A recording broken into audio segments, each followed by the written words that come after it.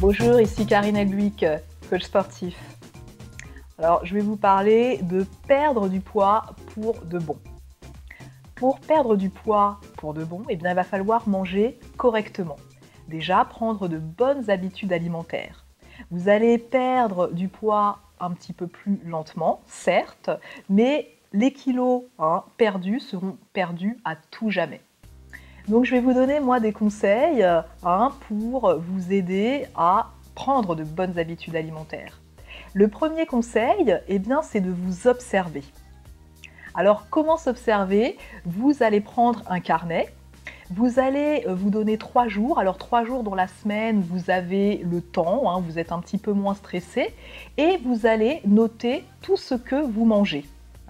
C'est-à-dire, si à 16 h vous mangez une pomme, vous notez pomme, et puis surtout, comment, alors pourquoi vous avez mangé cette pomme. Alors par exemple, si c'était 16 h, j'ai mangé la pomme parce que voilà, je m'ennuyais, vous le notez dans votre carnet, pour savoir comment vous mangez et ce que vous mangez. Ça, c'est très important.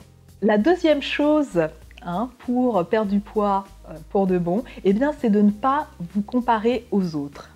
Apprenez seulement à connaître votre morphologie. Que vous soyez en X, en Y, en Z, en A, en O, en U, que sais-je, eh bien, ne vous comparez surtout pas aux autres.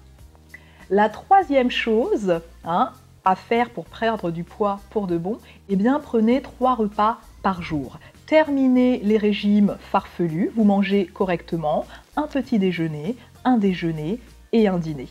Le quatrième conseil que je peux vous donner pour perdre du poids, c'est de manger ce que vous aimez, mais en petite quantité. Si vous vous interdisez trop de choses, eh bien, il est sûr qu'à un moment, vous allez craquer. Donc, le mieux, c'est de manger ce que vous aimez, de ne pas vous torturer et de manger ces choses, de vous contrôler, de contrôler votre apport avec les choses que vous aimez. Si vous aimez le chocolat, bien un petit carré de chocolat à 4 heures, ça sera toujours mieux que 3 tablettes tous les 2 jours. Voilà, donc vraiment, on apprend à se contrôler au niveau de la nourriture. Le cinquième conseil, eh bien, c'est de prendre un petit déjeuner tous les jours. Pourquoi? Eh bien, parce que votre dernier repas remonte à 22 h pour ceux qui dînent tard, et que le corps, le matin, eh bien, a besoin d'énergie.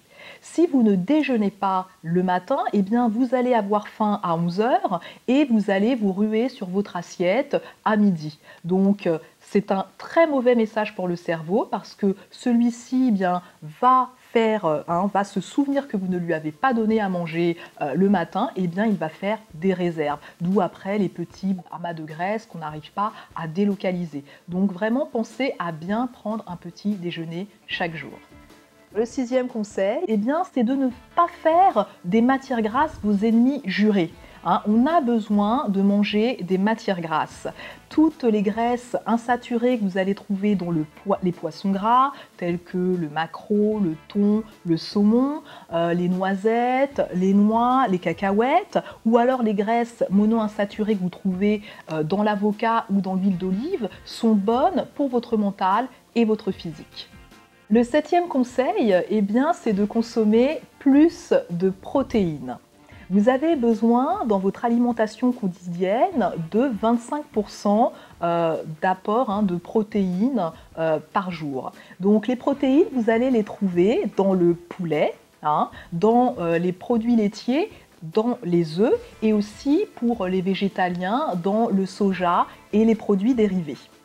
Donc, une alimentation normoprotéinée va vous permettre de mieux réguler votre appétit et puis d'activer en fait le renouvellement musculaire. Ça, c'est super important quand on fait du sport, d'avoir un bon apport en protéines. Mais souvent, on est en carence, même pour les personnes qui ne font pas de sport, il est important d'avoir un bon apport en protéines.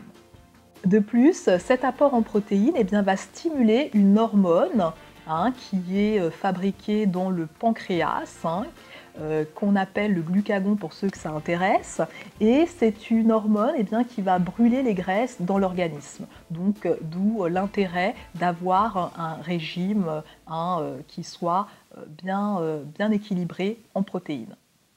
Le 8e conseil que je vais vous donner, c'est de vous servir modérément. Donc, dans une journée, vous avez besoin de 5 à 7 portions de fruits et légumes, de 6 à 8 portions de graines. Alors, ce que j'appelle graines, c'est pain et ou céréales. Vous avez également besoin de 2 à 3 portions de protéines et de 2 à 3 portions de produits laitiers. Donc si vous avez une assiette équilibrée de cette manière, vous êtes sûr vraiment d'avoir un régime, alors ça c'est pas un régime, mais vraiment une hygiène alimentaire quasiment parfaite. Le 9e conseil que je vais vous donner, c'est de consommer les fruits raisonnablement. Parce que les fruits sont quand même riches en sucre, vous trouvez du fructose dans les fruits.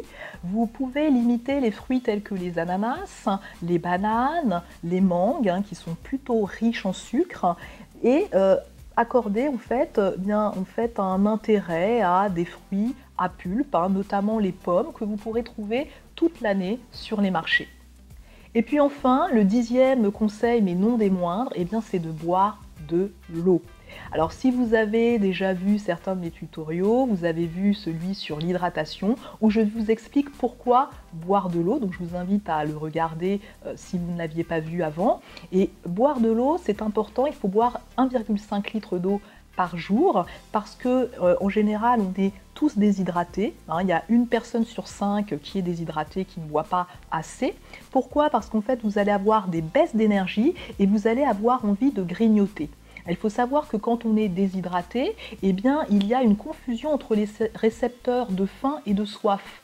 Donc des fois, finalement, on mange, on grignote en pensant qu'on a faim, mais finalement c'est parce que vous n'avez pas assez d'eau, vous avez soif. Donc, très important, pensez vraiment à boire de l'eau. Amenez-vous une petite bouteille. Alors maintenant, on trouve des bouteilles de 33 centilitres. Ce n'est vraiment pas la mer à boire, c'est ce qu'on peut dire. Là, c'est vraiment pas la mer à boire. Vous mettez ça sur votre bureau ou vraiment dans les endroits où vous passez régulièrement et vous buvez tous les jours. Et là, vous allez avoir votre quota d'eau et enfin pouvoir perdre du poids pour de bon. En suivant tous ces conseils, vous allez retrouver une alimentation équilibrée et puis ajouter à cela une activité physique régulière. Là, vous êtes sûr de retrouver ou de garder votre poids de forme. Alors retrouvez-moi sur YouTube pour avoir d'autres conseils forme et puis d'être sûr de rester en forme toute l'année. Je vous retrouve très vite, à bientôt.